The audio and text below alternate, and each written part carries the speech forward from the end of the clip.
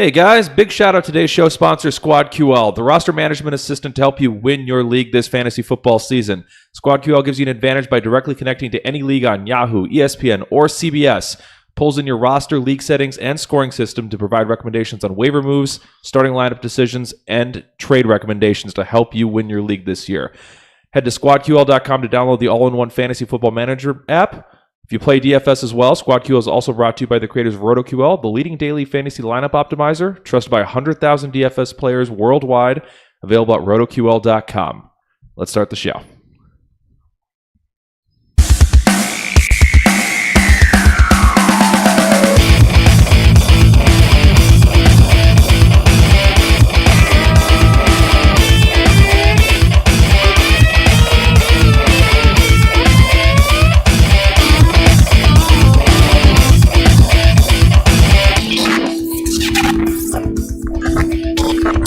And welcome back to Beerfield Fantasy Football. We are mostly through week one at this point. Hope you guys are having a great Monday here. If you're watching on YouTube, you see Hopper walking out. He just got a phone call. I'm Nick Sparts, joined as always by Christopher Hopper at Hop BFF. He'll be back momentarily. And with Dan two Thury, P's. With 2 P's. At Thury BFF. What's up, guys? Holy shit, week one. Yep, we are through majority of week one. We got 2 Monday night games left to go. Those will not be covered in this episode. We'll get to those on Wednesday for you. On today's episode, we are going to go ahead and run through news, all the game recaps, so all 13 games that took place on Sunday. We're going to cover all the injuries that happened and the implications from those, some players you can start targeting on your waiver wire for Tuesday, and lastly, some guys that you are possibly dead weight on your roster that you just may want to kick to the curb. Hope you guys are looking forward to all this. Whenever Hopper's back, we'll have him jump in and say something ridiculous or give us the drop into the next segment, so hopefully he's back shortly. We are Beerfield FF, though, on Twitter, Instagram, and Untapped. Keep those questions coming for us. We've been getting all weekend. It's been fantastic getting all those questions. We're happy to answer them all for you. Dan continues to drop great can art and bottle art on the Instagram channel, so check it out there. And Hopper is dropping reviews for every beer on Untapped. So we were up to about like 30 or 40 people following us there. Keep it up. It's kind of nice getting a group of people checking out all of our reviews. Reminder that on Sunday mornings, we do jump on YouTube at about 10:30 in the morning Central Time. We had, about 15, 20 of you guys with us on Sunday? Max was 15. It stays pretty steadily between 10 and 15, though, once it really got going. Yep, so everyone who jumped in and asked questions to us, that was fantastic. If you'd like to join the fun on Sundays, go ahead and subscribe to the channel, Beerfield Fantasy Football. You can also like us on Facebook as well at that same location. If you can drop us any likes or comments on any of our videos, I really, really appreciate it. It helps drive more traffic to our channel. In addition, if you can drop reviews on iTunes, same thing. It just helps boost the show, gets us more attention, helps grow the product, and just helps us out in the long run. So we appreciate all that if you guys have done that. One last note, we have shirts and hats available for merchandise and a Patreon if you want to help support the show. DM at Beerfield FF or beerfieldfantasy@gmail.com via email if you want more info on helping the show out, one of those 2 ways. At Hot BFF with 2 P's. We already said it. I got you. Time for a beer preview.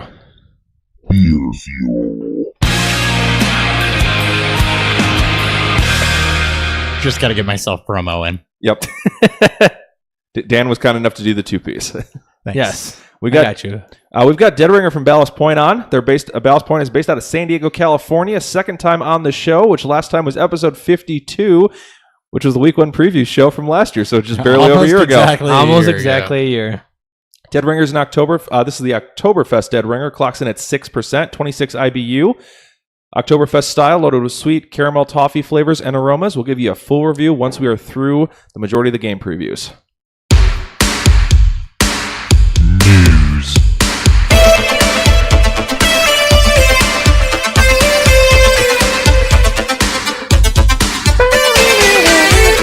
We are changing things up slightly here. We have pulled injuries out of the news segment. So we're only going to discuss kind of like roster moves, contracts, things like that in the news segment. We're going to try to shorten this up, make it a little bit quicker so we can start getting into the game recaps and some of the implications of everything that's going on there. For news, though, first up, we do have Nathan Peterman was benched in the third quarter of Sunday's Week 1 game against Baltimore. They have not named a starter yet for Week 2. They're still lukewarm, which means they're not very high on Josh Allen still. They were protecting Peterman. It was a blowout loss. They didn't want their franchise quarterback to get hurt. Yep. I think Josh Allen starts so they Week put 2. Josh Allen in. Because do you know who they have in Week 2? They have the Chargers. Oh, that's yeah. right. So we could have Nathan Peterman via the Chargers episode 2. Start the Chargers defense. Yeah. Cardinals signed David Johnson to a 3-year, $39 million extension. This happened on Saturday, I believe. Yeah, it was late last week or late this week, I guess. Yeah. It was Saturday, I believe. Because it was after we recorded, so it had to be either late Friday or Saturday. And then they promptly didn't use him. They probably didn't do much of anything, but we'll get to that when we cover the Cardinals game. Exactly. A little cheaper than I was expecting, but not terrible. So he's what, the second highest paid running back right now? Yeah, I think so. Probably will be for another year-ish. Probably. Something like that. All right. Adam Schefter reports wide receiver Martavis Bryant is facing a year-long suspension for violating the league's substance abuse policy. This was rumored when the Raiders cut him, but Schefter confirmed it. There it is. So, like the Empire, he keeps shooting himself in the foot. Well, Yes. yeah, that and Goodell strikes again. God forbid you smoke a little devil's lettuce. Devil's lettuce. I mean, he's getting told, like, hey, we'll give you millions of dollars if you don't smoke weed. And he's just like, no. I can't do that. Nah, fam, I got to keep smoking. It's like, it's natural. It's like saying don't eat a salad. But neither here nor there. It's the rule. All right. Patriots have waived wide receiver Chad Hansen and have Brashard Perriman and Corey Coleman in for visits. Yay for Coleman, I guess. Yeah, That's like his talent. Yeah, Coleman's probably the most talented of that bunch. I mean, they're raising the ceiling from Chad Hansen, raising the roof a little bit. The floor may not be there, though. No, there is no floor. He'll be on the floor because he'll be hurt. And then normally we don't talk offensive linemen, but when a bad offensive line loses a starting player, it's probably noteworthy. Texas right tackle Seantrell Henderson has been diagnosed with a broken ankle, is done for the year. Yep. Yeah, it's been good since high school. That gets worse. Yeah, already probably the worst offensive line in the league, and now it's even more of Watson running for his life. Yep. Which didn't work out too well. Nope. All right, so quick news segment there. Thank you guys for that. Let's go ahead and jump into game recaps. We're going to try to keep this episode moving. What the hell happened?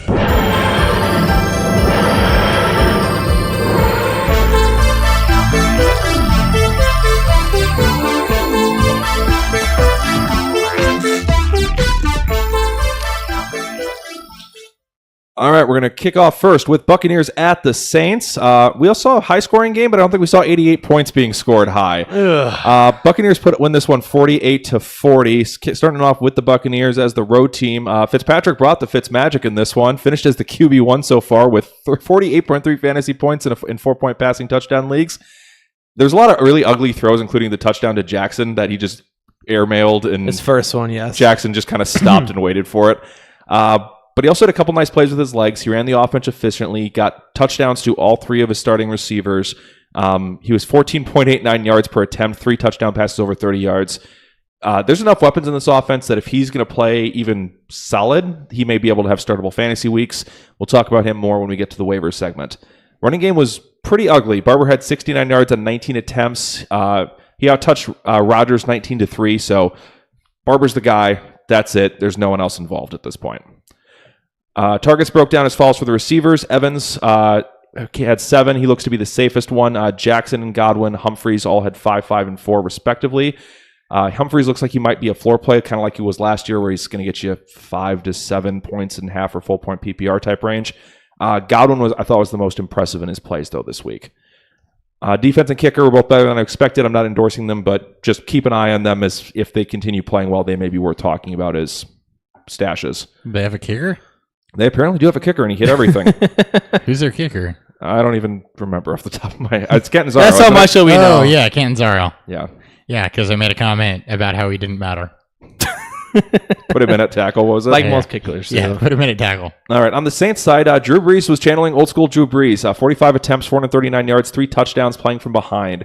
If the defense continues not showing up like this game, Brees is going to finish as a top 3 quarterback this year. I kind of predicted this, which is why I had Brees as high as I did. I think the defense massively overreached last year, or not overreached, but overproduced last year. And this is kind of what we saw. Now, I didn't think it'd be this bad, but this secondary isn't as strong as they thought. They are also very young, because Crawley got his ass fucking torched, and Lattimore got beat as well. Yeah, Evans was just stomped all over Lattimore in this game. It was gross. Run game was ugly. 43 total yards between Kamara, Williams, and Gillislee. Kamara, he basically used the passing game to insulate himself, though. He had 9 receptions for 112 yards and 3 touchdowns. Kamara had 20 touches. I think Williams and Gilsey had a combined 4. So yeah, those are both droppable if they're sharing nothing effectively. Yeah. Michael Thomas is a fucking beast. He's caught 16 to 17 targets for 180 yards and a touchdown. At this point, he's a locked-in top 10 receiver week to week unless he runs into an elite shadow corner, which I think he only does a couple times this year. Then even then, if there's enough volume there from Breeze, he can kind of withstand anything. He's starting to get into where the Odell is at this range, where it doesn't matter who he faces. And Brown, he could be efficient if it's this much passing. I don't know if I have him quite high enough where he ran into an elite shadow corner that I'd at least you'd still start him, but it'd probably be like wide receiver 13. I get you. Ted Ginn is the number 2 target with 6. Ben Watson had 4. So Ted Ginn in games that look to be really high scoring looks to be startable. Ben Watson is a fringe tight end stream candidate in plus matchups. I don't think Meredith is droppable at this point, and Carr and Traquan are borderline rosterable. F that. Yeah. Defense was awful in this game. If you find a better option, I would be fine churning him after this showing. They get the Browns at home next week, which is okay, but after we saw what Taylor does week 1, he doesn't turn the ball over a lot, and that was in terrible weather. He should be better in the dome. We'll get more to that game.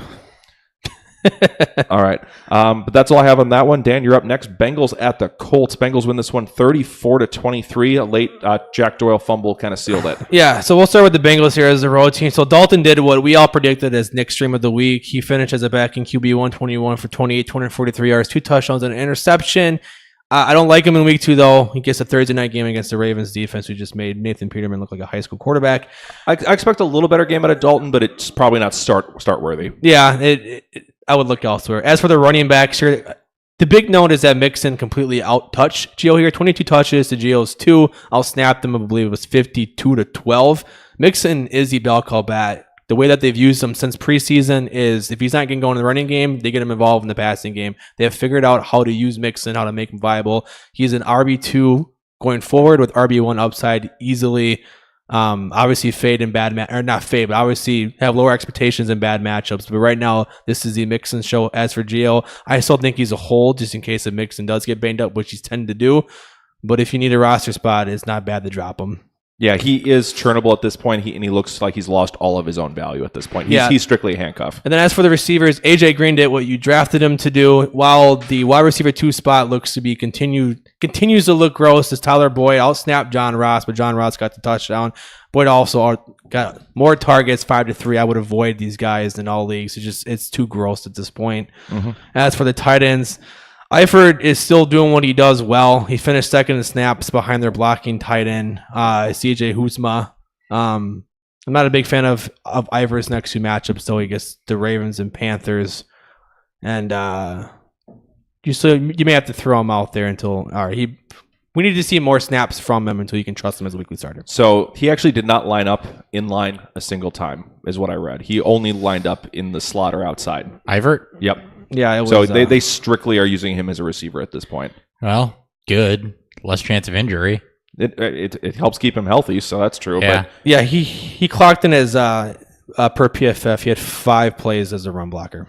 That was it, and that was out of the 23 snaps he played. But still, yeah. So they're using him as a pretty mismatched big guy outside. If they use him more intelligently and you get some of that red zone upside, it's not going to be a bad buy. Yeah. As for the Colts here, I think Andrew looked better than I expected in his first meaningful game in over a season. He went 39-53, 319 yards, 2 touchdowns, and an interception. Only took a couple sacks. He gave you his rushing floor, which is what's going to help kind of ease the pain with his bad offensive line. He can only get better from here, I think. He's starting to make noise with even guys like Ryan Grant out there. So I think Luck is good and locked in to go as a QB1 starter every week. Maybe fade a little bit in bad matchups, but I love Luck going forward, especially when they can't seem to run the ball or stop anybody. Yeah, there's going to be a lot of volume here as we've seen since Luck's rookie season. As for the running backs, though, until Marlon Mack is back, and even when Marlon Mack gets back, it's going to be gross. This is a true RB. This is a true running back by committee here. Wilkins outsnapped Hines 46-37, and he dominated the rushing snaps 15-5. Hines is still the pass catcher here. I believe he had 9 targets, caught 7 of those targets. Wilkins only had 3. They get the Matchups for Hein going forward for the next couple of weeks. They face the Redskins and the Eagles both on the road, though, so there is potential for a lot of throwing here from Luck again, as both of these offenses and the Redskins and Philadelphia can put up some serious points. I don't want to start either of them, but if Hines continues to get the targets, deeply flex considerations for these next couple weeks. Yeah, he could be a Chris Thompson light if he can keep it going. Yeah, he just got to not fumble the football. That's all. As for Hilton, he did what you drafted him to do as well. Got you touched on. Ryan Grant, though, is the lock and loaded or wide receiver 2 in this offense. All snap Chester Rogers, 65 to 48. Also had 7 targets, caught 8 of those targets for 59 yards. Yes, there a bunch of underneath routes, but still, 9 targets, not 7. 9 targets for 8. Yeah, 9 targets. He caught 8 of them for 59 yards. If there's enough volume in this offense, he is for sure rosterable and flex consideration in plus matchups. As for the tight ends, Jack Doyle completely out-snapped Ebron, but you got to see what this offense is going to do with them going forward. Doyle got 10 targets, Ebron got 5, but Ebron got the big play, got the touchdown. He's flex-worthy in standard leagues. Jack Doyle is a lock and loaded tight end 1 in PPR leagues just because of that volume. Yeah, and Ebron, I'm not sure what they're going to do with his snaps. If they stay low, I'm a little worried about how volatile he might be, but if it goes up, I'm very excited. Yeah, the snaps was 77 Doyle to 36 from Ebron. We need to see a little bit more there, which means he probably needs to become a better blocker, as the Colts like to use 2 tight ends, no matter what time of the game, and the fact that they don't really trust their wide receiver 3 and below. Do they have a wide receiver 3? No, but they found their 2. It's technically Chester Rogers. They found their 2 at least. All right, Texans at the Patriots up next. Patriots win this one 27-20, though it didn't really feel that close for most of the game. Hopper, what happened on this one? It wasn't that close. Starting with the Texans, Deshaun Watson looked like complete dog shit. He completed only 50% of his passes, threw for 1 touchdown, also threw for a pick, losing a fumble. He's 8 for 40 on the ground. So concerns? Is it rust? Is it the bad offensive line? Is it the Patriots defense is better than we expected? I don't think it's the Patriots defense is better than we expected. I don't think so either. I think it's the offensive line and rust. He didn't look fantastic in preseason either. He looked pretty vanilla. Yeah. If he's not able to... He's not right now. No, he's not. And I think he's missing Fuller because Fuller was healthy the games that he was going off. Well, hopefully Fuller will be back next week, but just something to keep an eye on with Watson. As far as the wide receiver position, you got what you expected out of DeAndre Hopkins.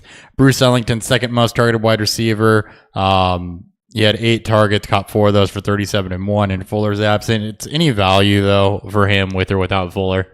Without Fuller, he's possibly useful. Especially if you think the Texans might be playing from behind more. I mean, well, they were in this game. I guess you got to make sure Watson's right first. Yeah, but he still had 8 targets. If a guy has 8 targets in 12 teams, start 3 wide receiver in a flex type leagues, that is borderline startable. He's rosterable. If you need a receiver, he's rosterable. Yeah, that's the volume you hope for. Yep. Lamar Miller gave you a better than average day for him. Very solid. Carried the ball 20 times, 98 yards. I think he had another 3 targets, 2 receptions. Yep. So, Blue vultured him. Yeah, Blue vultured him on touchdowns, but use your RB2 or 3, so you're good with that. And the tight end position for the Texans, no questions were answered there. Ryan Griffin caught none of his 5 targets. Akins caught both of his 2 for 11 yards. Thomas had caught 1 of 2. So this tight end position, pretty much don't own anybody. Light it all on fire. Yes. Yeah. Just based on snaps, is Ryan Griffin. Well, I know Ryan Griffin's technically the one, but from target volume and what he did with them, nothing. I'm just saying. As for New England, Tom Brady Day, 277-3, I believe was his final stat line. Mm-hmm. The running backs, Burkhead got the vast majority of the work. He toted the ball 18 times for 64 yards, had 3 targets. So that's about Deion Lewis's volume in any given week right there that Burkhead just got. Mm-hmm. Jeremy Hill had 5 touches before he got hurt. James White had 9 targets, which you know was going to happen for him. So absent Hill, but adding in Sony Michel, do you expect a huge change here for White or Burkhead? Probably takes a little bit away from both of them.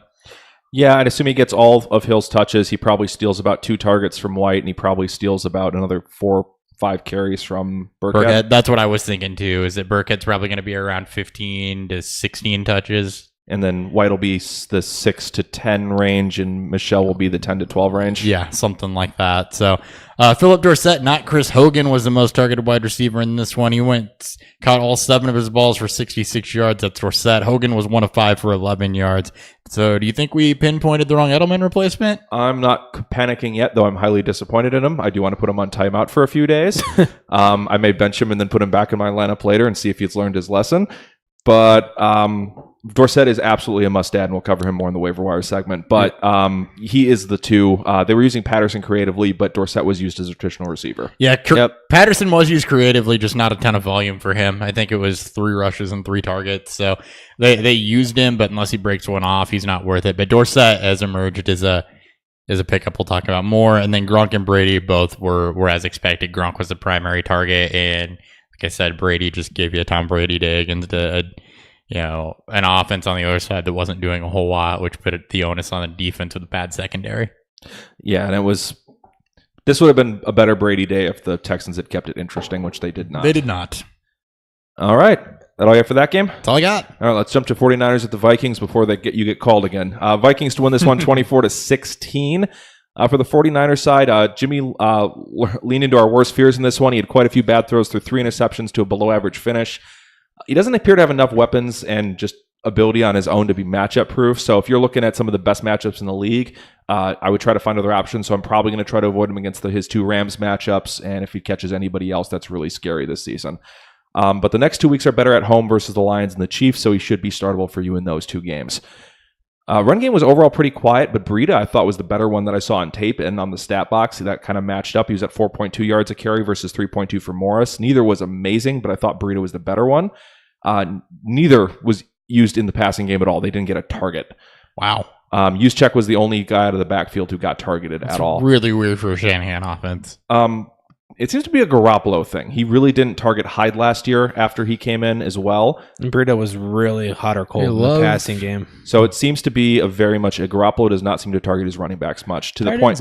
That's fair. Loves his tight ends, which I was going to say Kittle is far away his best receiver, led the team in targets with 9, dropped a touchdown, or he would have had even a bigger day here. He finished with 5 receptions and 90 yards. He was constantly just running downfield with the ball. It was annoying as a Vikings fan. Pettis, Taylor, and Gerson was split the rest after Goodwin went out with his injury. I thought Pettis was the best looking of the 3 from what I saw on film yesterday.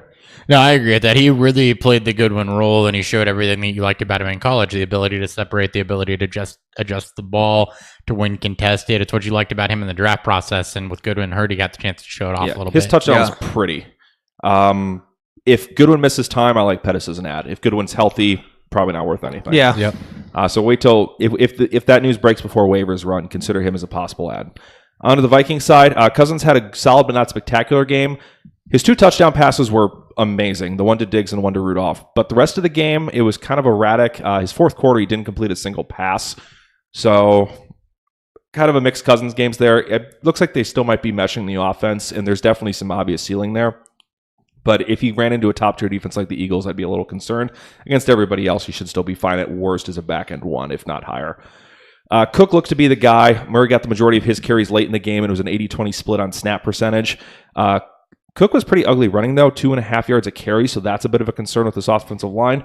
But on the flip side, they just threw the ball to him a ton to kind of give him some floor. Yeah, he's completely real good fine. in the passing game. 6 receptions for 55 yards on 7 targets, and they were constantly getting him in space through the air. So that's at least going to insulate his floor and make him very good start for you week in and week out. Lastly, when it comes to the receivers here, Thielen dominated with 12, took 102 yards. He was almost exclusively targeted out of the slot, so he looks like to be doing that again this year. Diggs used significantly less with just 6, but he was the one tending to get the deep shots, so probably going to be similar to what we saw last year. Thielen is your floor, Diggs is your ceiling, so you're going to get more home run type games out of Diggs. You're probably going to get more of these 6 catches for 100 type yard games out of Thielen. Treadwell had a notable 4 targets, so if anything happened to Diggs or Thielen, we've seen it. He is the next guy up, and he, outside of a bad drop, he looked pretty good in this one. He did in preseason, too. Yep. Defense has lived up to expectations. Carlson looks like a solid kicker. In anything but the worst matchups, I like both of them going forward. I love Carlson. All right, Bills at the Ravens. Dan, you got this one. This is the ugliest game of the week by far. So we'll start with the It Bills. wasn't even close. You should never start a Bills starting quarterback ever. So moving on there. As for McCoy, he gave you a stinker, but that's what happens when the game goes out of hand and you can't rely on him as a runner. He only had 3 targets in the passing game. Got one of them for -1 yards. I'm at the point where I think you can almost bench McCoy in bad matchups like this because at least last year with Tyrod, he gave you something on offense. He gave you, A, not turnovers, and B, he wouldn't take a lot of sacks and seem to get McCoy involved. Right now, this is the worst offensive football, and I don't think it's close. Maybe the Jets, but we'll see tonight. We'll see tonight. But as of right now, The Jets won't think be this bad. I can't trust McCoy. I know that the Ravens have a very good a very good defensive line, just defense in general, but this was fucking ugly. And I think as a McCoy owner in a lot of leagues, I am a little concerned. Yeah, I've seen.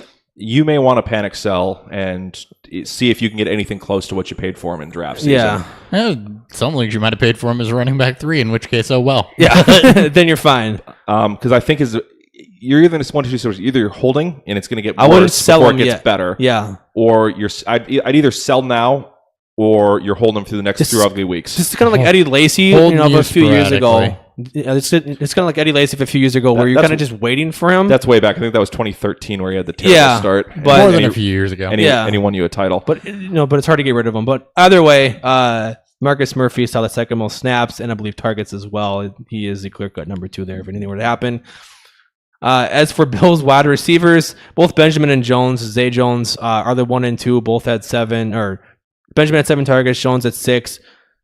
Jones actually caught 3 of his 6, while Benjamin only caught 1. Again, you don't trust this receiving core with how bad the quarterbacks are. Benjamin dropped an easy touchdown too. He did. Yeah, and then there's Charles Clay. He only ran routes on 55% of his snaps, which means they're holding him to block more. It just means how bad this offensive line has gotten to this point. It's what happens when you kind of lose your guys to retirement and injury, or just jail. Just lost Looking at some. you incognito. Yeah. You can only throw them out there and probably tied in 2 leagues at this point, and even then. Yeah, I don't think I'm gonna have a single startable player on the Bills roster next week. Yeah. All right. As for the Ravens, Joe Flacco had himself a day. Hashtag elite. Probably the best day he's had since 2016. He finished 25 for 34, 236 yards, 3 touchdowns, PFF grade of 86.6. Basically got to use his weapons that we've saw. This is why I liked this Ravens receiving core helped Flacco get there. Now, this is the Bills, so tamper expectations moving forward. I still want to see what this Ravens Should offense we can tell him at produce. some point that it's temper and not tamper? Tamper. Whatever. Tamper. Tamper. Sabotage expectations. Yeah, tamper expectations with this. You can see him. Whatever. Temper. Temper. There you go. Temper. Whatever. Sorry. English is hard for me. Yeah, I listened to you do it all last episode and didn't say anything, and I meant to tell you say something afterwards, and then never did. So. Yeah. Might as well production note. Meeting it. It's a theoryism. It's a theoryism. That's definitely your shirt. There we go. We've gotten off track enough. Let's keep going. Either way, I would still wait to see if you want to trust him as a streaming option. He gets the Bengals Thursday night, as I said, and he also plays Denver in week 3, so we'll see how well he plays from that. But he had an adjusted completion percentage of 90.6, which was pretty good. As for the running game, not very exciting here. Collins finished 7 carries for 13 yards, but he had a nice touch around to kind of helped save his day, but he also fumbled the football, so who knows. Buck Allen and Kenneth Dixon also finished with a touchdown run as well to finish that trifecta. But of course, Dixon got himself hurt. Allen was the most effective runner in week 1. Even with the game script kind of favoring Collins, Allen outsnapped him 31-27, which to me may indicate a hot hand approach. If Allen looks better between the tackles, they may actually try to use him there more, even though Collins is probably still considered the red zone and goal line running back there. Which means that Collins is probably still that flex worthy-ish, but Buck Allen has now found himself into that consideration. And as for the receiving core, it's still kind of gross to predict. Crabtree outsnapped everybody, but it looks that the Ravens want to use 3 receivers here as well. And that's between Crabtree, Brown, and Snead. As for that, both Crabtree and Snead finished with 6 targets. Brown had 4. Again, this doesn't change much for me. I still want to see more moving forward, as Crabtree is probably still the best red zone threat here, and Brown is still the big play guy, while Snead is still finding himself in the underneath a kind of game here. As for the tight end positions, where things get kind of interesting here, to go along with Crabtree, Snead, and Buck Allen, Nick Boyle had himself 6 targets, caught 3 of them for 40 yards. This is But- definitely What? tight end by committee from what I saw from the box score. He safely outsnapped everybody, at least in the receiving game wise. But Mac Williams outsnapped Mark Andrews. So I know that there's some love to Mark Andrews here. He only had 22 snaps. And between Boyle and Max Williams, they're both kind of used as the run blockers here, but they will get involved in the passing game.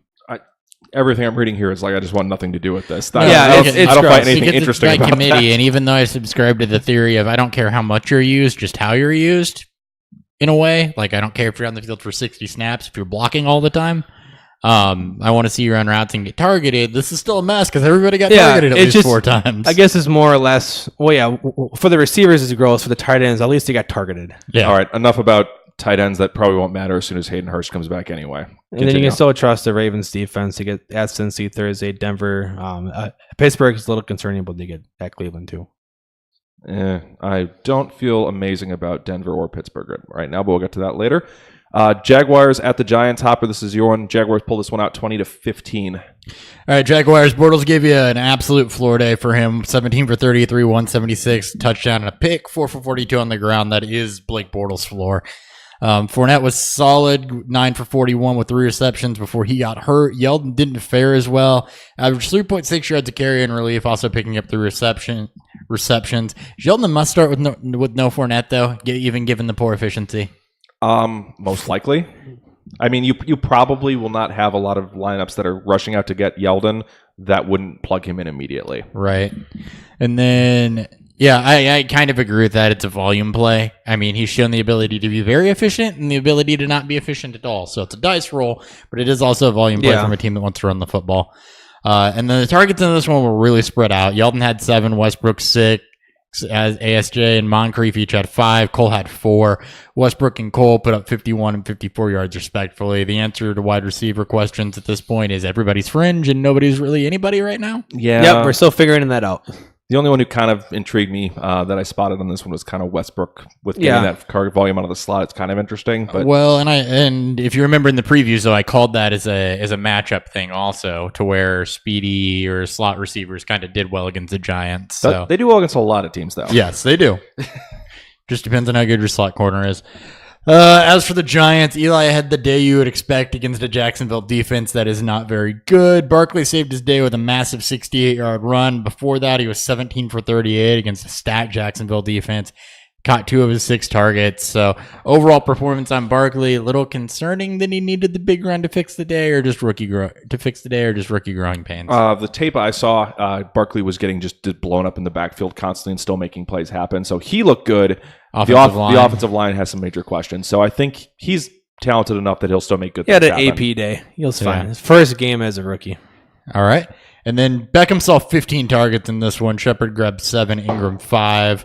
Is this reflective of the target share we expect more? Or do you think that Odell kind of falls back? And I'm not sure he'll get 15. Yeah, I don't think he's going to get 15, but is he a double-digit target guy every week? Yeah, 100% yes. So that's why we kind of said temper expectations on Ingram coming into the season, and that's what you can expect. Even if you take 4 targets away from Odell, I mean, 9 are going to go to Sterling. You know, Gallman was also hurt in this one. Yeah, so. I think Ingram is probably an 80 to 95 target guy this year, which is 5 to 6 a game. I was right where he was at, so that's all I got.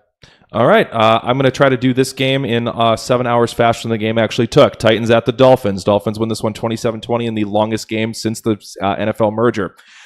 Titans, injuries, including one to Mariota. Looks to be an elbow nerve injury. Could be back week 2, but not looking to start for the passing game for the Titans overall. I'm throwing this one out for Mariota because he was hurt early, tried to play through it, threw a couple picks, and then was pulled out. So you could say that the delays really got on his nerves? They did, yes. If Gabbert's starting, I want nothing to do with this offense. If Mariota's fine, then we'll kind of throw this one out and check again in week 2. Running game was very weird. Henry got the majority of the carries before the first delay happened, and he had 8 touches before Lewis even got into the game. He was terrible, though, at 10 carries for 26 yards. Lewis showed up after the first delay. He finished with 110 yards and a touchdown on 21 touches. Lewis looks like he may already be running away with this job, and that didn't take too long. It's like we almost predicted this. Yep. Yeah, we preferred Lewis over Henry all offseason, and so far we're looking... So far, so good. Yeah. Point in our column so far. And a lot of pretty Lewis's work came after Gabbert came in, too, which means that even if Gabbert comes in, you can still kind of trust Lewis. Oh, if Gabbert comes in, I think Lewis and then maybe Smith is Jonnu, the only people I might trust. Only 3 people had more than 3 targets. Davis had 13. Jesus. Lewis had 8, and Walker was 7. So with Walker out, the only players we're generally looking for week to week is Mariota if he's healthy, Lewis, Davis, and Jonnu Smith. That's going to be about it. Yeah. Even Davis, I'm a little... Matthews, Taylor, and Sharp don't seem to get enough volume. Did Matthews play? Matthews played, did not draw a target. Was he on a pitch count? No, he played 35 snaps. So kind of. Yeah, apparently he was blocking a lot as a receiver, which is weird. On to the Dolphins side. Tannehill okay in this one, 20-28, 230 yards, 2 touchdowns, and 2 picks. He could be an okay streamer in plus matchups. Ceiling is going to be limited, though. He's never going to blow up for, 400 yards and 4 touchdowns. Running game was weird. Drake had 17 touches to Gore's 9. Drake was on the field for 74% of snaps, but he was 66 yards on those 17 touches. Gore was putting up 6.8 yards per carry for 61 yards on 9 touches. So I still prefer Drake, but this was not a great start for him. No, not a great start for him. And Frank Gore, I think, showed better than expected. Gore hasn't been over 4 yards to carry, though, in the last 3-4 years. So I kind of expect this to normalize a bit. Yeah, but even if he normalizes in the mid-4s, he's doing better than what Drake just did. I think he normalizes closer to 4, which is where he's lived for the last, I don't know, since he crossed the age of 35. I would also follow the I snap. think that's this year. I was being facetious. You get it. I would also follow the snap percentage a little bit more than the yak at this point. And Gore had this week. And Gore had most of his touches early. He basically was out of the game late. It was weird. It was past his bedtime. He had to take a nap after 5 hours. Right. He fell asleep in his reading chair. Wait. It's Frank Gore. Is he reading Dr. Seuss? The picture books. You got picture books? And now we're making fun of dyslexia. Really? Oh, come on. We here at Beerfield Fantasy do supporting people with dyslexia. We just occasionally make fun of them too, I guess. We're dark. It We're was dark not people. intentional. We're dark Passing people. game is split pretty evenly between Stills, Grant, Wilson, and Amendola. They each had 5 to 7 targets. Stills the only one who did anything, though. 2 touchdowns and topping 100 yards. I think Stills is the only one I'm really targeting unless it's a juicy matchup, and then maybe Amendola. Grant was used more as kind of a gadget-type player, and Wilson was barely used. Gesicki saw 2 targets. He's basically, I'd say, borderline droppable at this point. I feel really bad now, honestly, because I didn't realize it was dyslexia. I just always heard that Frank Gore couldn't read and lived and breathed football. So that's what I was playing off of. I didn't know there was a reason for it. There's a reason for it. Okay, well, I sincerely apologize for that one. That was a douche move on my part. Moving on. Yep. So the weather was a mess, so this may have come into play, but the defense caused 3 turnovers. Sanders hit all 5 of his kicks, so these are both worth monitoring, and they may be startable week to week if this continues. Yeah. Steelers at the Browns. Dan, you got this one. First tie of the year. Woo! Yay! And the Browns didn't lose. Browns didn't lose. It's the best starting record for them since 2004. They haven't won their opener since 2004. 0-1. Way to go, Cleveland. So when it comes to the quarterbacks here, we'll start with Pittsburgh here. But as Road Ben did show up, but the weather didn't do him any favors, so you kind of throw this game out. But the 41 passing attempts is something I do expect. He tried. He tried. He tried to throw this game out. It was so cool. God, it was bad. 5 turnovers for him. Yeah. 5. Yet he still finished with, positive. Anyways, he had 41 passing attempts, which is something I do still expect just because I saw this with Bell out. I did some number crunching, and it kind of went in line with that. As for James Conner, though, he is the real deal. He is an RB2 every week with RB1 upside until Bell comes back. 31 carries for 135 yards and 2 touchdowns. Also had 6 targets, catching 5 of them for 57 yards. It's his, and he gets the Chiefs and Bucks coming back, who just got torched by running backs. So it was mainly through the air. They still got torched, and that's Conner's job there. As for the receivers, Antonio Brown did what we expected. He had 16 targets. Juju had 8 targets, making them both making big plays. So the bad weather didn't really even hurt either of them. Juju, again, is considered a wide receiver 2, 3 flex guy with wide receiver 1 upside just because of that. Justin, a.k.a. James Hunter, is wide receiver 3 in this offense. Jay something. We had no idea what his name was. Yeah, you guys called him James all day. I don't care. He's been renamed. He outsnapped James Washington 52-19, but he only had 5. He had 5 targets, only caught one of them for 6 yards, but he also had a touchdown called back because of a penalty. So James Washington is droppable? James Washington is completely droppable. As for the road dog, Jesse James himself, he had 5 targets, caught 3 of them for 60 yards. I still don't trust him as much, but he gets the Bucks and the Redskins, who gave up 5 targets apiece to Titans next week, so probably not going to play them. Probably not a great option, but you could do worse. He did what he People did just last lost year tight with ends. Vance out. Yeah, exactly. Yep. As for the Browns, Tyrod, again, quarterback struggling in bad weather. Tyrod went 15 for 40, 190 yards, touchdown and a pick. It's not very efficient. But the running game saved his day, which is why he's almost always considered a streaming option, finishing as a QB1 this week. I believe the QB6 as of right now. 77 yards on the ground and a touchdown. 13.7 points from rushing helps. Yeah, but still. Usually. And then I expect those efficiency numbers to go back up when the weather permits. All right. One quick note I forgot to mention on the running game for the Steelers. No one had a snap except for James Conner. Yep, I wrote that down too. Yeah, James Conner had every single running back snap in this game. So, Jalen Samuels, truthers, where you at? As for the running game for the... can you do a drop there? I was going to do one for Jalen Samuels. Okay, go ahead. Dynasty play. Okay, you can continue. As for the running game for the Browns, Hyde dominated the carries with 22 compared to Chubb. Just had 3, also only had 4 snaps. Duke Johnson had just had 5, though Hyde struggled.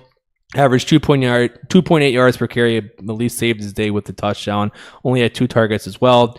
Duke Johnson also gave you a dud here, though. He dominated in the receiving snaps, but only got just 6 targets, got one of them for 8 yards. Sees the Saints next week, and then obviously I believe, forgot who they got in week 3, but at least the matchup should be better for him next week. I like him a lot more on the turf in New Orleans. Yes, a lot more, especially after what that defense just gave up to the Bucs too. As for the wide receivers, Landry is the wide receiver 1, like we've been saying all offseason, preseason, and all those good things. 15 targets, used all over the field, wasn't just underneath stuff. Went 7 for 106. Josh Gordon played little more than that supposed 20 snap count that they gave him. He played 69 snaps compared to Higgins' 53. 3 targets, caught 1. I still do not trust Gordon at all. As for the tight ends, Njoku finished with 3 catches for 13 yards, though he had 7 targets, none of them in the end zone or red zone, but at least he had 2. At least he had 7 targets. Yeah, for Gordon, I'm not going to start trusting him until I start seeing him post 8+ targets. I mean, he had a great catch, but We'll see it that when was I believe it. Yeah, and that's that. All right, beer review. Beer review.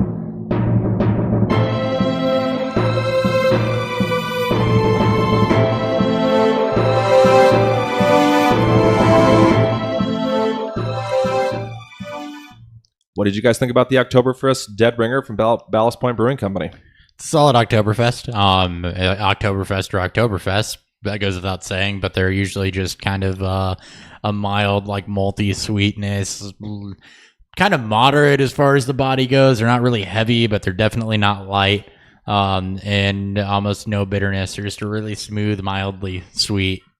I think this might be the sweetest Oktoberfest I've had because it's actually got some pretty noticeable sweet notes. Said what they. I mean, that's what it said it was going to do. So at least if It matches what they it said. matches what they said. I hope they wrote it after they tasted it. So, You Right. never know. So yeah, overall, thank you for the Oktoberfest, guys. That's our first this year. I'm sure it will not be the last. We're Nope. in early September right I can now. already tell you there's going to be one more, not this beer go round for me, but the next one. All right, so next Wednesday, there's another Oktoberfest on the docket. Look out for that. Yay. All right, let's hit the 3 o'clock games. We got Redskins at the Cardinals. Redskins win this one 24-8. Hopper, what do we got on this one? All right, starting with Washington. Alex Smith, he gave you an Alex Smith, 255 and 2, another 14 on the ground. It wasn't exactly close, so he didn't have to throw a lot. Adrian Peterson, 26 for 96 and 1, 3.7 yards per carry on the ground. He did catch 2 of his 3 targets, broke one of them off, which gave him 70 yards total on the day. But given last year how he came out quick and then kind of fell off really hard, I mean, do you expect And also the lack of inefficiency. Do you expect Adrian Peterson to keep this up? They were playing ahead. I assume you mean the lack of efficiency, not lack of inefficiency. Lack of efficiency. Kamara has lack of inefficiency. Yes. The lack of efficiency, the fact that they're playing from ahead the entire game. I don't expect 26 carries most weeks. He was probably more of a 16 to 20 range guy. Yeah. The 2 to 3-ish target range is probably about right for him week to week. He's just not going to break off 60 some odd yards. He's not going to have 167 total yards. This probably was the ceiling you're going to get out of Adrian Peterson. Now he's probably a mid to high running back 3 to low to mid running back 2 range week to week. Just so good its volumes, so good. Or in my red zone case, work. Mark Ingram's replacement until he comes back. And as long as the offensive line is healthy, this is a much better offensive line than he had last year in Arizona. It is. Well, it is. As long as they're healthy, though, not a guarantee with these guys.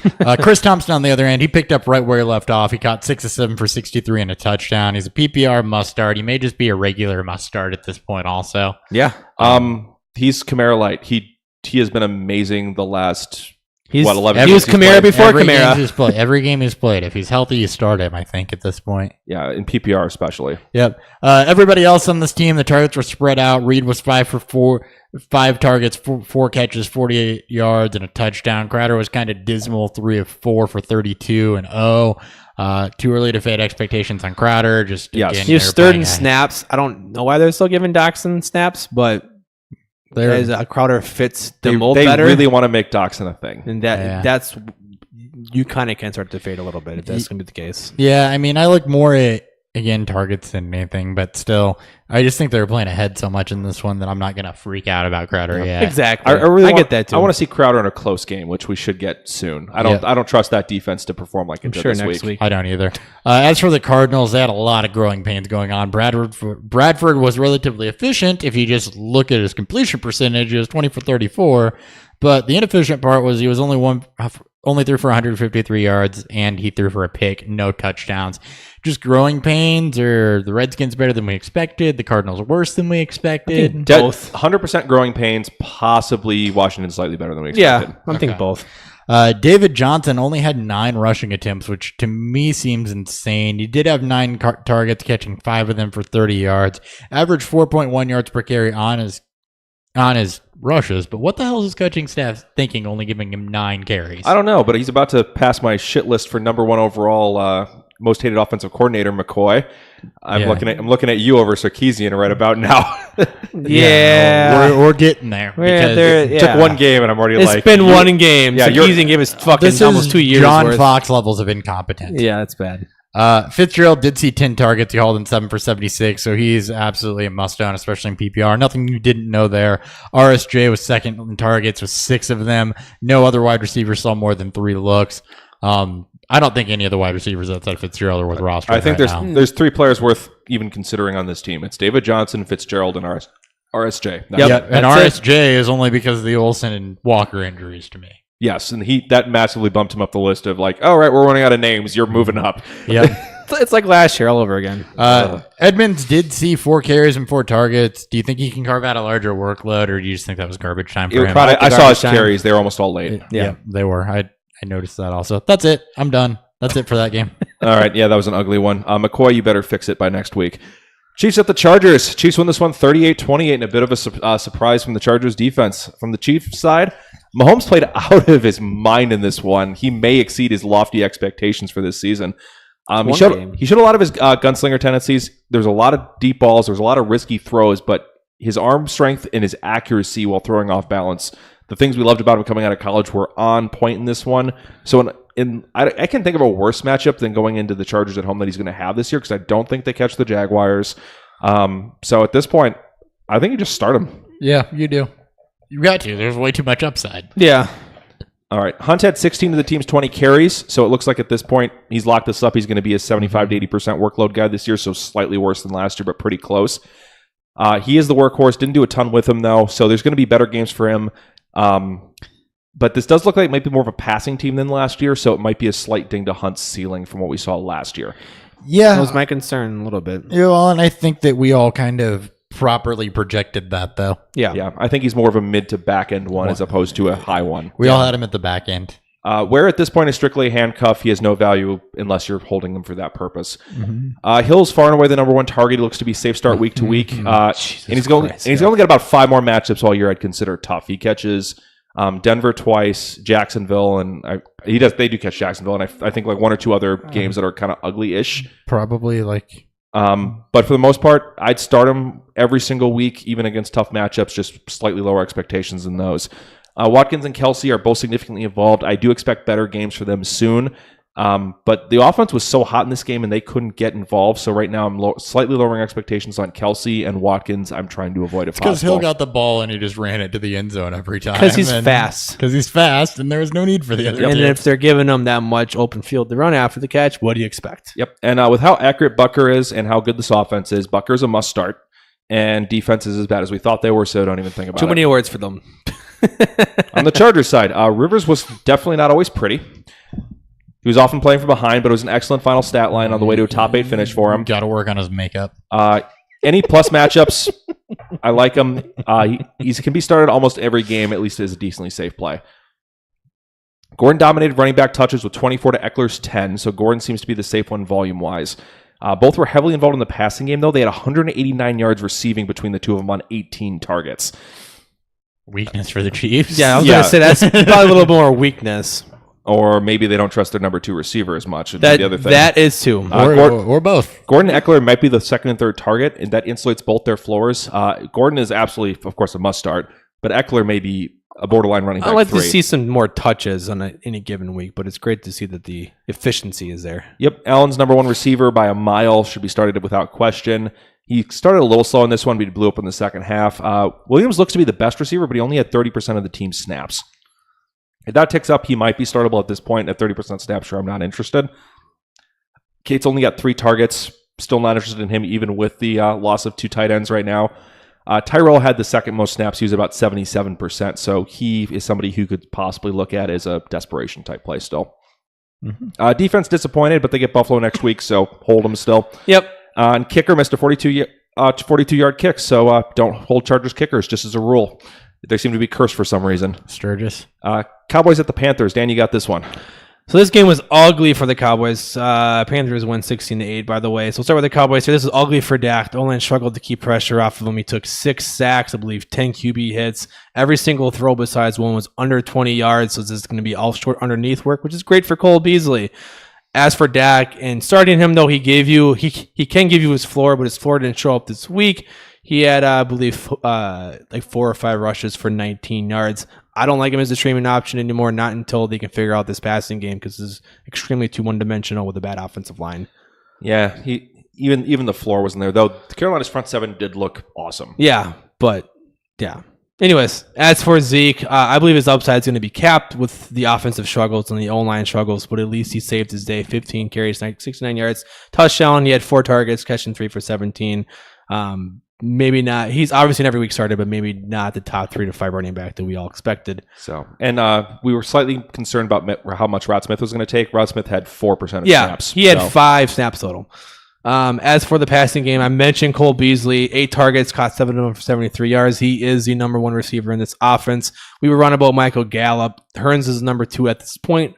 Had 38 snaps. Thomason had 30. Gallup had 29. That could change, though. I'm wrong about Gallup yet. Yeah, no, Week 1. I'm saying I'm not saying that he's gonna. I'm saying that he's run as a 2 right now. But I do expect that to turn. But it won't matter either way, just because there's not enough volume in this offense to go around, especially if they're only throwing the ball over 20 yards once. And you're always going to avoid the tight ends here.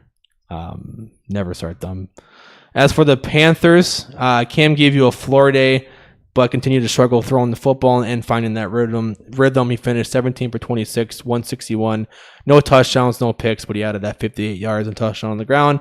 That's what you're going to get from Cam that's what you're going to get from Cam when you draft him. He's going to give you dud weeks and good weeks. Yeah, the losing Olsen definitely takes the luster off him. It does. As for CMC, only got 10 carries, but he got 50 yards out of them, so that's at least encouraging.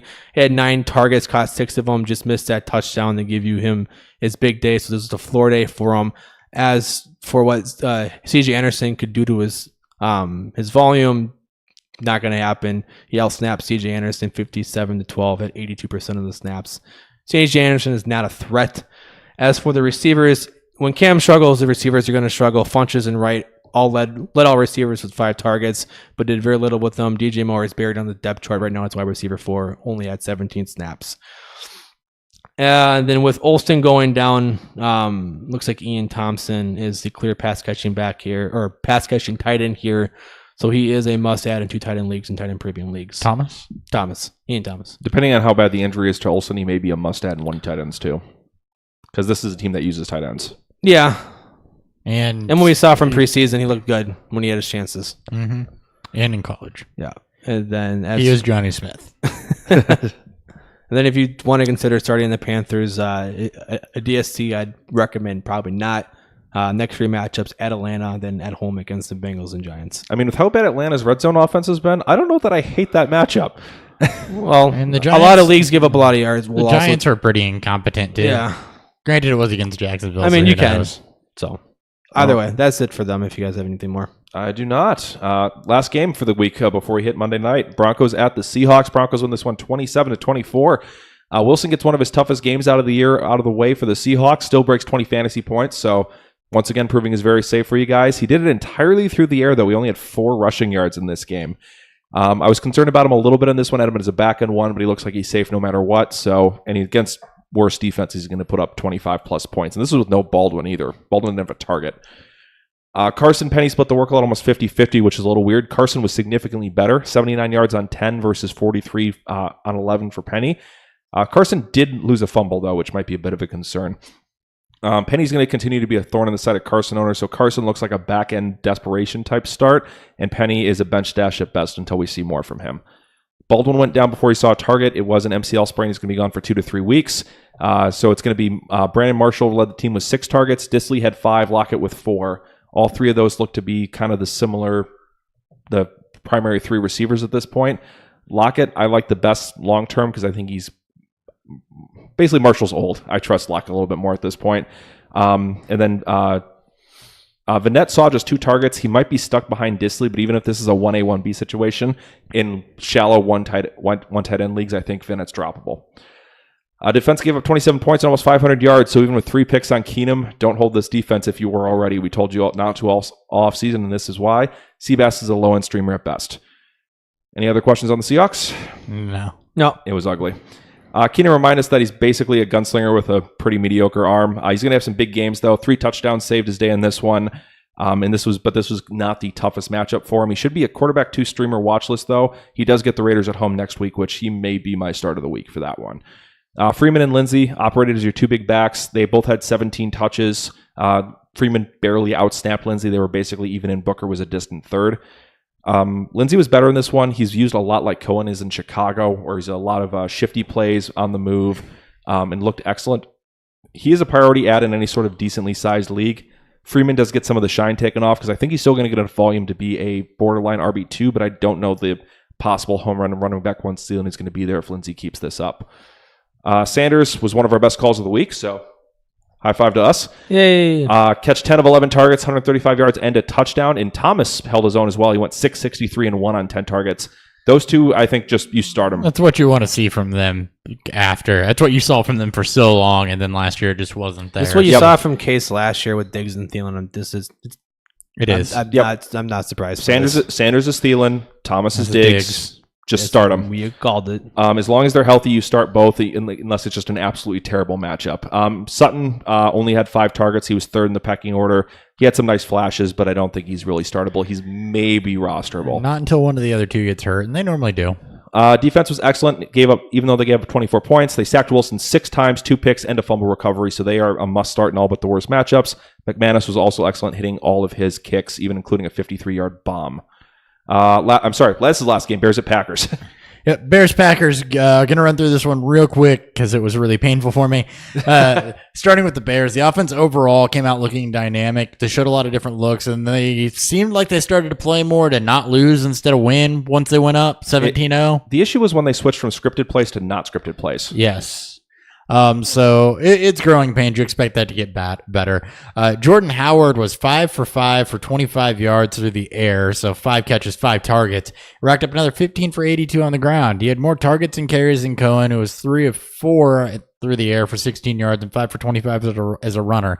So do you think Howard continues to see this volume of passing work, or at least something similar? Because, I mean, I thought he couldn't catch, but he ran more routes than Cohen too. This is if he continues with this volume, he's RB1 easily. I hope I don't see him with this many targets, but that probably means that the offense is still doing terribly if he's getting that much of the passing work. I hope it spreads out to some of the receivers. Just with watching the game, they were both on the field a lot, which was fantastic. There was a lot of two-back sets. I'm not saying it needs to go to Cohen. I'm saying it needs to go to some of the freaking receivers. Well, I mean, either way. Is 4 to 5 targets really that much for a running back? Considering the pass volume that they were putting up, it was... Well, this is also a game that was won, I mean, early on when they were doing stuff, and two, I felt like to me they were playing a lot not to lose in this one. It did feel like that, but it also it felt like Trubisky was checking. I trust a little more the first half Bears than second half, but the second half does even late in the second half, the offense was looking pretty mediocre. Yeah. Robinson, speaking of wide receivers, Robinson, 4 catches on 7 targets for 61. Gabriel saw 6 targets, mostly in the screen game, as did Burton, who only got 1 of them. Miller only saw 1. So, freak out about the Bears' receiving weapons yet? No, I give them time to grow. I trust the volume for Robinson still. Robinson should still be okay, though. Slightly worried, so I'm maybe fading him slightly. Burton and Gabriel both look interesting, and then I'm fading Miller because Miller seemed pretty buried. Gabriel actually helped his cause with the amount that he was used, I think. No, he was on the field a lot. Yeah. Gabriel helped his cause. Burton's efficiency was concerning, though, and then Miller hurt his cause. And then Mack and the Bears defense, really in that first half until they started dinking and dunking on them. Keep in mind, Roquan Smith and Khalil Mack, both for conditioning reasons, were just on snap counts. Are they almost must starts with that, given that pass rush, or does the secondary hold them back? Outside of the absolute worst situation, so like I probably wouldn't want to start them like this week. I wouldn't have started them, and they did well, so I have a lot more faith in them now. Probably wouldn't want to start them like Minnesota at home. I'm not sure who else they probably don't want to start them at the Rams. They almost had another pick too, but Kyle Fuller can't catch. Yeah, I mean, like even against the Rams, like it has to be in a top elite offense. I know the Rams what they were last year, but the Bears are elite defense, and they can continue to keep getting turnovers. I would still like even this. consider starting him in those matchups. It'd just be I might consider switching. Right. All right. That's it for the Bears. On to the Packers. These guys are in some real trouble if Rodgers misses any time. That's what the little taste of Deshaun Kaiser taught me. Oh my God! 2 turnovers and 2 drives. He didn't look ready. The play that Mack had where he jammed Adams at the line, beat the right tackle, and then ripped the ball out of Kaiser's hands in about a second and a half. That was absurd. That may have been the best defensive play I've ever seen. Yeah. It's up there. Cobb had 10 targets going for 142 and a painful 1 touchdown. Adams had 8 targets, 5 receptions, 88 and a touchdown. Allison, 8 targets, 5 receptions, 69 and a touchdown. So all 3 of them must starts. As long as Rodgers limps out there every week. Yeah. Graham only saw 4 targets. Little concerning if those 3 guys are getting that type of volume to me. I don't think he's going to see work between the 20s. So unless he's getting red zone touchdowns, I don't like him. This was my issue with him the whole offseason. Yeah, definitely something to monitor. I may start Jonnu next week over him. We'll see. Because they had the Vikings. They had the 3 receivers out there almost exclusively, and Graham was not out there as much. Graham was not going to get the volume that Kittle got. Nope. And then Montgomery and Williams both basically no-showed. Williams flashed a little bit, but he was barely over 3 yards per attempt. Montgomery was hardly used. Wait till Jones. Yeah, I will talk about that in the waiver section. That's all I got. All right, let's talk injuries. Monday hangovers. You gotta go. They gotta go. All right, we're losing Dan. Real work happens, folks. Shout out 30 BFF. He'll see you guys next time. He's got to go to his real job. I keep running out money. of the room because of my real job. So it happens. We try to do this for you, but it doesn't really make us a whole lot of money. Shout out Squad QL, though. Thank you. Yes. Now we're making some money. All right. For quarterbacks, Aaron Rodgers, knee injury. He was carted off, came back in. It has been diagnosed as an MCL-related injury.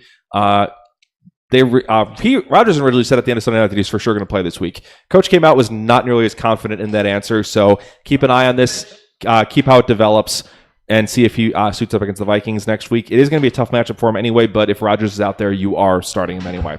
Yeah, he dinked and dunked all over the Bears when he was thrown off at one leg because he just started throwing everything underneath. The pass rush couldn't get home, and they couldn't cover it. So Mariota had an elbow nerve injury going on. Long-term prognosis is unknown. This is the type of thing where nerves are weird about healing. It's not like a break where you kind of know what the long-term injury is. This could be something where by tomorrow he feels fine. It can affect a lot of things, though, if he's not right. Or it could be up to a month that he could be out with this type of injury. It could affect feeling in his hand. It could affect his mobility, his movement. So if this lingers, it's very concerning. It's his ulnar nerve that goes down to his hand. So that's going to affect grip strength, the ability to hold the football, to control the football. So basically, as long as that's an issue, he will not be playing because he will not be at 100%.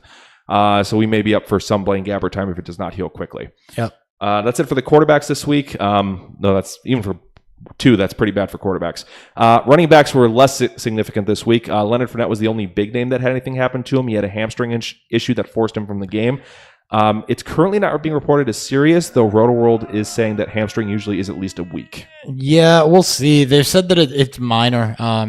That they weren't concerned about it, but these also tend to linger, and Fournette's not exactly had good luck health-wise. So. And Marone also has lied through his teeth. We just saw this last year with Fournette with his ankle shit. Right. So it's definitely concerning and something to keep an eye on. If you're the Fournette owner, I do recommend stash TJ Yeldon. I recommend everyone go and try to grab TJ Yeldon. Yeah, before the Fournette owner can. Yep. Jeremy Hill left with a knee injury. It was confirmed as an ACL tear. He's done for the year.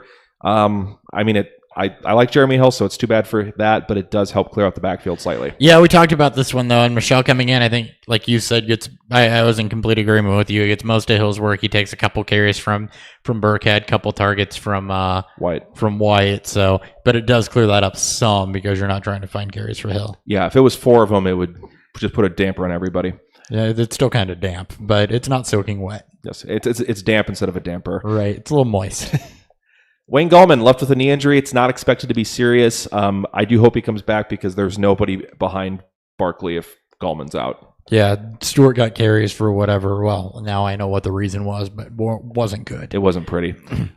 Dixon left with an undisclosed injury. It was reported later that it was a knee, and he's expected to miss some time. So we've heard this story before. Yeah, just another week in the NFL. All right, wide receivers. Doug Baldwin left with an MCL injury. It was on the knee that wasn't already messed up, so I believe it was his left because his right one was the previous issue. It's diagnosed as a grade 2 partial tear. This is usually a 2 to 3 week injury, so you're without Doug Baldwin for a while. Yeah, grab Seattle wide receivers. I think Marshall Lockett are in a 1A, 1B situation with Marshall having more touchdown upside, so I'd get them both. Yeah, and Marshall should be out there almost everywhere. Yeah, get one or the other. Marquise Goodwin was a quad injury, forced him from the game. He tried to play through it, but it was only a series before he was completely shut down. I have not heard severity or any sort of long-term prognosis on this, but he could miss some time. We like Dante Pettis. Yeah, it's Pettis if he misses time. Deshaun Jackson's in the concussion protocol, so we will find out in the week if he's going to be cleared or not for the Sunday game. Big ups to Godwin. Trey Quinn is going to be headed to the IR. He's carted off with an ankle injury. It has been reported as a dislocated ankle. It's sad because you really hope that he could break in as a slot receiver. He's not going to be rostered in most spots, so you don't really have to think. That's more dynasty. Yeah, it's more dynasty, so just IR him. All right. Let's still hold him. And then the apocalypse came at tight end. Delaney Walker, he is done for the year with an ankle injury. It was reported that he had ligament damage on top of a break. So just the time to rehab and heal that. He's not coming back this year. Right. And then Greg Olsen, I just want to talk about these together. Foot injury, same foot he hurt last year, but not the same injury, so no idea on severity. The only silver lining to both of these guys who are consensus top 5, top 6 tight ends getting hurt is that both of their backups actually do profile like they're going to have NFL success. And Ian Thomas and Jonnu Smith, both of them, if you're looking for a replacement, consider rostering them. And on top of it, the other big thing is there's not a lot of other options behind them. So it's not like they're going to come in and get 60% of Greg Olsen's. Ian Thomas will come in and get 60% of Greg Olsen's work. He should come in and get 90+% of it. Yep. And same thing with Jonnu. Yep. Of the two, well, we'll get to them in just a moment here. Greg Olsen, we'll find more out about severity. Keep an eye on Wednesday's episode. But if anything drops later today or Tuesday, do keep an eye on that because if he's out for the year or out for a long time, we'll talk more about my prognosis between Ian Thomas and Jonnu Smith once we do waiver wires. Waiver wire.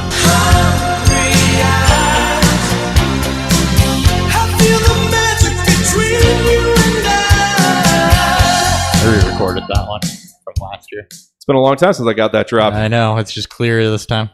All right, guys that we are targeting on the waiver wire. As I mentioned earlier, I do like Keenum as a 1 week stash here. He gets the Raiders at home for a solid streaming candidate. So if you got a bad matchup next week, Keenum is a guy you could possibly target on the waiver wire. I'm not endorsing you go out and shove a lot of fab in for him, but Ryan Fitzpatrick does need to be talked about after his 48-point performance here because he looked at least okay. He does have the Eagles, though. He does have the Eagles, but the weapons he has makes him at least interesting. So keep an eye on him. He'll throw 4 picks this week. If you're in a 2 quarterback league and he's available, 100% go get him. If you're in any sort of maybe 16 plus team league, he may be an interesting guy to pick up. Yep. And they have not promised Winston the job back, so it is possible he's the starter after week 3. Dirt cutter bullshit. I personally hope so because I prefer Winston over Fitzpatrick, but you know what Fitzpatrick is by now. We do. You know that he can do this. This is a ceiling, but you also know what the inverse of this is. I mean, 48 points is more than most people's ceiling. It is. All right, for running backs, TJ Yeldon definitely headlines this. Fournette suffered an injury. He's the next guy up. He's not owned in most leagues, and he's shown well so far in the preseason, and he scored a touchdown here in week 1 when he came in the second half. He's definitely a name worth knowing. And a hamstring for a running back, even if Fournette does play next week, is something that can linger and can affect your explosiveness. And he could re-injure it. Yep. So Yeldon should be picked up at this point. Aaron Jones is only suspended 1 more game, and Williams, Montgomery both look pedestrian in week 1. Yep, and they look pedestrian in preseason, so Aaron Jones should have ample opportunity when he gets back to pick up where he left off. Yep, get him this week before everyone remembers that he's coming off his suspension. Austin Eckler seems to have some standalone value at this point, and if anything happened to Gordon, he's going to jump up to a probably low to mid running back 2. Yeah, 10 to 12 touches usually gives you flex value as a running back. So yeah, that's James White plus. Yeah, it's James White plus. That's Duke Johnson plus most weeks. Tariq Cohen, and that's in that same area. And he's been explosive for about the last 8 games he's played. Yep, because you're looking for efficiency when they're doing that, and he has been, as has the next 2 guys. Yep, Buck Allen showed well behind Collins this week. He's a solid pass catching floor, and Dixon's gone to help clear up that backfield a little bit. Yep. And we talked about him at length throughout the offseason, so hopefully you listened. And he's not available because you already own him. All right. This was a surprise to everybody. Everyone thought Booker was the running back 2 in Denver, but it turns out it's Philip Lindsay. Surprise to everybody except people who believe in his performance. It shows Vance Joseph does have some sense. Yeah, I mean, I didn't like Booker, but when Lindsay suddenly blew up, they're like, oh, you played something close to your vest and surprised everybody. Yeah. Well done, Vance Joseph. So, yeah, we knew about Philip Lindsay. I have him stashed in a couple deep dynasty leagues, but I was not expecting to see him much week 1, so big surprise there.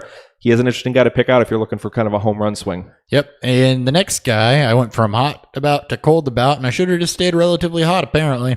I'm or medium plus. Maybe I shouldn't have gone from hot to cold. I should have went from hot down to slightly warm. Yep. A little bit above lukewarm. Yeah, he got 12 touches week 1. He's more involved than we expected. I like him as long as Mac is out, and he's at least interesting when Mac's out. Yep. Or Mac's back, I should say. Yep. And the last guy I added on here because the efficiency is worth talking about. Yeah, 9 touches. He had great efficiency. That's Frank Gore. Drake struggled. So if this turns into a full-on 50-50 timeshare, Frank Gore could somehow magically make his way into a running back 2 range again. And if you miss out on Yeldon, he is only 11.5% owned. So just something to think about if you end up in an emergency situation as a Fournette owner. All right, we got a lot going on in wide receivers here. There's a ton. Let's rapid fire these. Yep, Chris Godwin, my number 1 ad for wide receiver. He's only owned in 34.4% of leagues, and he looked amazing this week in some of his plays. I'll just alternate these with you. Cool. Yep. All right, John Brown looks to be oh, sorry, I can't read notes. John Brown looks to be at worst of 1B to Crabtree's 1A. Should be owned in all leagues. He's got more big play upside as well. There's been no notes about the sickle cell thing throughout training camp and even after week 1. So not saying it's gone, but John Brown, you can probably safely own him. And John Brown was the one producing more when the game was still close. Yep. Philip Dorsett, 3rd target on the Patriots. He caught all 7 of his targets this week. He looked excellent doing it.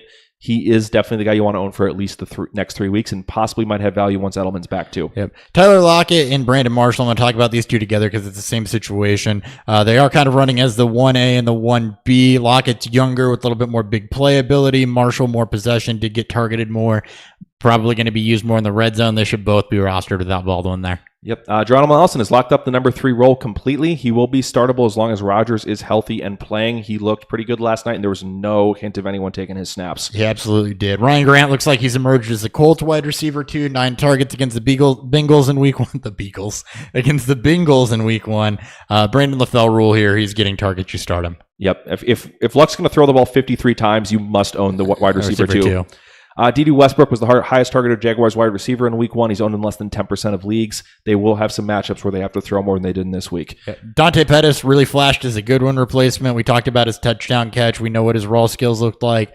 And if Goodwin's hurt for an extended period of time, he's a similar type of player that should be owned. Yep, he'll run outside, and Trent Taylor will not shift out. Yeah. Ted Ginn is locked in as the wide receiver now for the Saints in a high-powered offense. If there's any sort of matchup where it looks like the Saints might have to put up a decent number of points, I actually like him as a play. He got a lot of volume early, too. Cole Beasley appears to be the number one in Dallas, but it's not worth a lot because it's Cole Beasley. So Cole Beasley is Cole Beasley still. But he's still owned behind guys like Hearns and Gallup, and I think I would take Beasley over both. Yep. Bruce Ellington, as long as Will Fuller's out, he's the wide receiver 2 in Houston. Their defense was giving up some points this week. New England could have easily scored 45 plus on them if they were really pushing the gas down. So Ellington could be a useful wide receiver 2 just on volume alone as long as Fuller's out. Volume, and he's got some speed to him. Tyrell Williams got the second most snaps among receivers for the Chargers. His efficiency may not hold off Mike Williams for long, but he should still be rostered at this point as an emergency play. Yep, and then my last guy on the list, and these are, and just as a word, these are kind of in order from priority to lowest. Starting slot receiver for the Saints is Austin Carr. He's worthy of his stash in really, really deep leagues just because this offense will put up points, and he may continue to develop.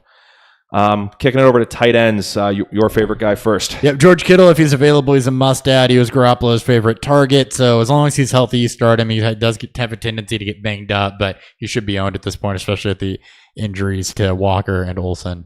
Yep. Ebron, he caught 4 of his 5 targets. I'm a little worried about his snap percentage, but at this point, it looks like he's the 3rd or 4th top weapon on this offense, which should throw a lot. So Ebron should definitely be added if he's not already in your leagues. Yep. Ricky Seals-Jones saw 93% of snaps for the Cardinals on a team that's desperate for weapons and playmakers. He saw 6 targets, which was second most on the team. And we know that Kyle Rudolph had a career year with Sam Bradford. So, yep. Targets should definitely be there this year. Yep. Going on to some of the injury replacements. Ian Thomas is actually my preference if we get any word that Olsen's injury is serious. He would be in line for significant volume. He'd likely be at worst their number 3 target behind Funchess and McCaffrey, and they really, really use tight ends in Carolina. They absolutely do. And speaking of teams that really, really use tight ends, the other one's Jonnu Smith, my personal favorite here, although I love them both. Locked in as a starter with Walker's injury. Mariota targets tight ends, even though he's hurt. Gabbert uses his tight ends too, so they're both interesting pickups. Yep, and last one name we got to mention. Nope, don't rush out to get this guy, but he's a name to know. Will Dissly, who's second in targets on the Seahawks. He's the lowest priority of these ads, but he may get enough to take a look at. Another note on Will Dissly also is that there's going to be a lot of people overreacting to that stat line that are going to allow you to get guys like Thomas and Jonnu Smith and RSJ and even Kittle if he's available. So just be wary of that. Yeah, he mostly made his hay on 2 big plays. Know your waiver order. All right, couple DSTs to keep an eye on for next week. We got the Chargers at Buffalo if somebody rage drops them. Chicago at Seattle is a great one. Tennessee at Houston could be an interesting start. We mentioned Miami at the New York Jets when we were talking our Week 1 preview lounge episode. Washington and Indianapolis could get some sacks or turnovers. New England at Jacksonville is always a great one to try to target. And then last one is New York Giants at the Cowboys, whose offense looks pretty inept. All interesting streaming candidates you can go out there and try to stash if you don't have a great matchup right now. And now the real question, who do I drop? This is a new segment for this year. Weekly Cuts.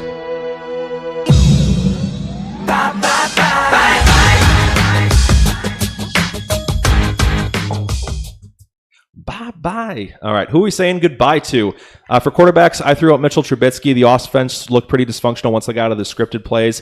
It's probably going to at least be a few weeks before he's fantasy relevant, so I'd say drop him. Let him maybe be someone else's problem, or let him sit there until you start seeing a little more out of this offense. Yeah, no reason to own him in 1 QB. At running back, Devontae Booker is playing as the running back 3 behind Phillip Lindsay and Royce Freeman, so no sense in holding on to that and praying.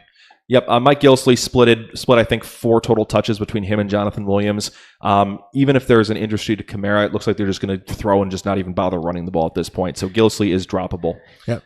Ronald Jones wasn't even active. He's turnable if you have a bigger need available or you need this roster spot. I wouldn't be rushing out to drop him just for the sake of dropping him, but if you need the spot, churn him. Yeah, because the upside's there if he can make his way into the lineup, but you're holding somebody who's not even playing right now. Yep.